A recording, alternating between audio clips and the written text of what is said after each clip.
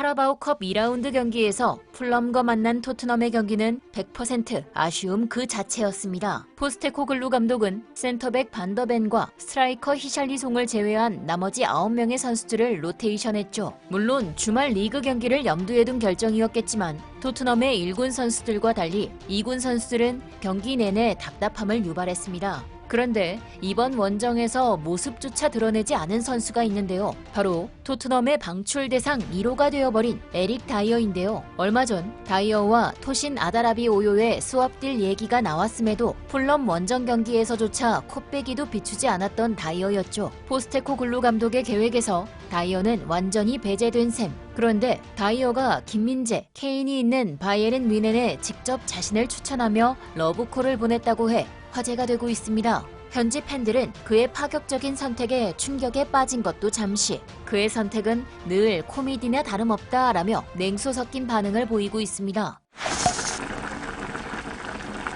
이번 풀럼전에서 포스테코글루 감독이 선발 라인업을 거의 바꿔버리는 도박을 한 데에는 진짜 이유가 있었습니다. 바로 토트넘 2군 전력 확인을 위함이었죠. 토트넘 2군 선수들의 실체가 드러나니 모두가 경악을 금치 못했는데요. 토트넘 역시 마음을 결정한 듯 선수단 정리 작업에 돌입했습니다. 이적이 유력한 선수는 위고 요리스, 제드 스펜스, 세르히오 레길로, 다빈손 산체스, 그리고 에릭 다이어입니다. 포스테코글루 감독은 프리시즌부터 토트넘 전력 파악에 돌입했는데요. 다이어에게도 기회가 돌아갔으나 기대 이하의 경기력을 보여주었고 수비 구멍인 다이어가 빠지자 오히려 완전한 토트넘이 된 모습에 모두의 기억 속에서 다이어의 존재는 잊혀졌죠. 실제로 다이어는 최근 경기에서 선발 라인업에 포함되지 못했으며 델리 알리와 함께 관중석에서 발견되는 등 현역 선수라곤 믿기 힘든 일상들이 속속 포착되었습니다. 다이어가 토트넘에서 방출 대상 1호가 된 이유는 간단했습니다.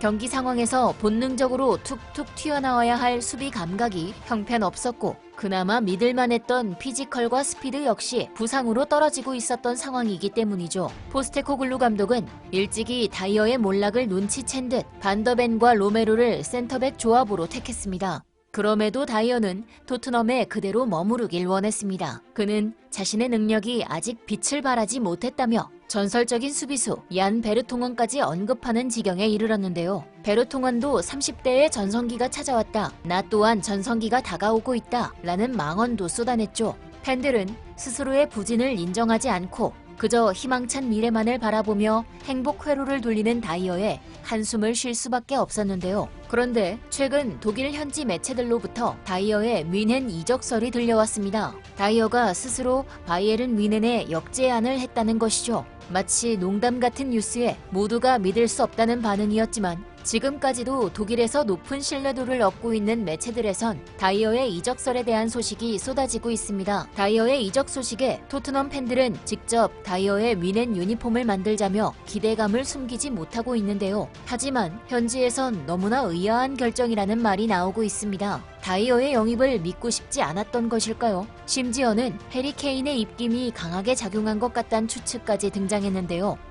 케인이 낯선 환경에서 말동무할 친구가 필요해 다이어를 불러들인 것이 아니냐는 것이죠. 케인과 다이어는 토트넘에서부터 함께 골프를 치는 등 남다른 우정을 자랑해온 바 있는데요. 농담 반 진담 반으로 이미 팀에서 영향력이 막강해진 케인이 다이어를 데리고 오는 조건을 내건 게 아니냐는 의견까지 등장했습니다. 그런데 놀랍게도 바이에른 뮌헨 역시 다이어 영입을 진지하게 받아들이고 있다는 소식이 들려왔습니다. 이미 뮌헨에는 김민재를 비롯한 더 리흐트, 우파메카노 등의 주전급 센터백이 포진해 있는 상황. 하지만 최근 네 번째 센터백 옵션이었던 벤자멘 파바르가 3천만 유로에 200만 유로 옵션을 더한 조건으로 인터 밀란으로 이적을 확정했는데요. 아이러니하게도 김민재 덕분에 다이어는 일생일대의 기회를 얻은 셈입니다. 파바르의 이적에는 최근 폼이 오른 김민재의 영향도 있었기 때문입니다. 이번 시즌을 앞두고 김민재까지 가세하며 주전 경쟁에 나서자 파바르의 입지는 점점 좁아졌고 결국 파바르는 훈련장에서 성의 없는 모습으로 태업 논란에까지 휩싸였습니다. 결국 파바르는 이적을 택했고 김민재의 책임감이 더욱 무거워질 것으로 보이죠. 그리고 한 영국 매체는 뮌헨의 수비수 영입 리스트에는 트레보 찰로바, 틸로 캐로,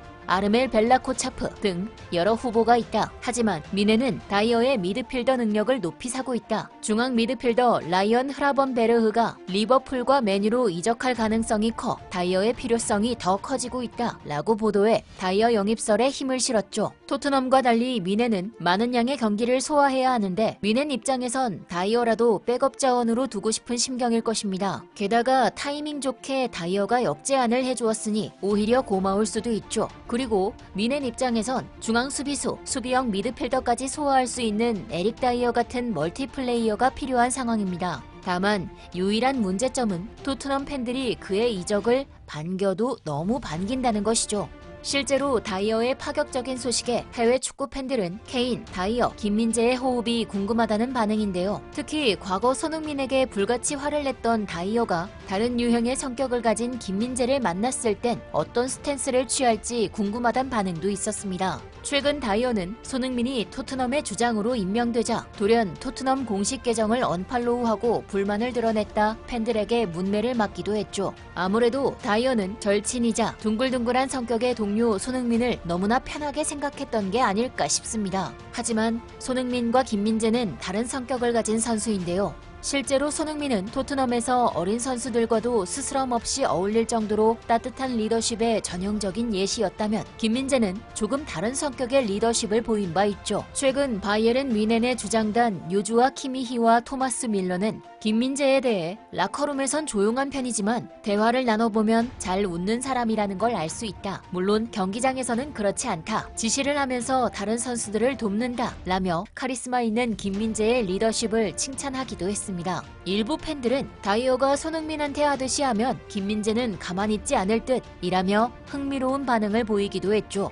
현재 토트넘 팬들도 뮌헨 팬들도 에릭 다이어를 그리 원하지 않고 있는 이유는 간단합니다. 토트넘에서 똑같이 부진을 겪고 있는 히샬리송만 보더라도 자신의 부진에 죄책감을 느끼고 보다 더 나은 경기를 위해 노력하는 모습을 보였는데요. 하지만 다이어는 되려 뻔뻔하게 자신의 시기가 아직 오지 않았다며 부족한 경기력을 채우려는 노력을 하는 것처럼 보이진 않기 때문이죠. 물론 뮌헨으로 이적해 케인의 버프를 받아 완전히 달라진 모습을 보여줄 가능성도 있겠습니다만 에릭 다이어가 과연 이번 달 안에 새로운 유니폼을 입을 수 있을진 지켜봐야겠네요. 여러분들의 생각은 어떠신가요? 지금까지 얼큰한 뉴스였습니다.